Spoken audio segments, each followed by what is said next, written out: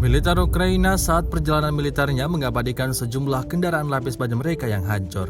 Rekamannya ramai beredar di media sosial Telegram pada Jumat 7 Oktober 2022. Seolah menerima kekalahan, para tentara Ukraina itu merekam beberapa kendaraan lapis baja mereka yang hancur di arah Kherson.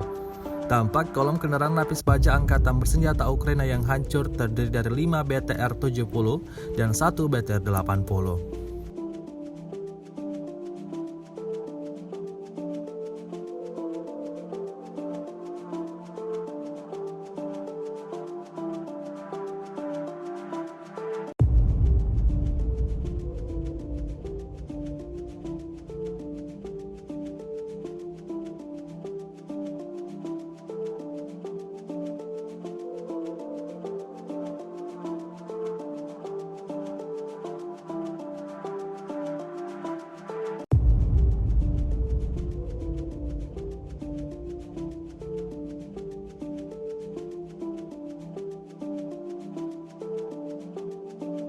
Rusia melaporkan secara total 315 pesawat Ukraina, 157 helikopter dan 2.160 kendaraan udara tak berawak, 379 sistem rudal anti pesawat dieliminir sejak awal operasi khusus.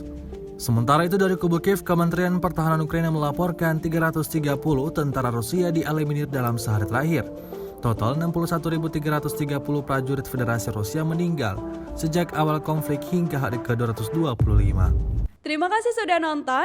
Jangan lupa like, subscribe, dan share ya.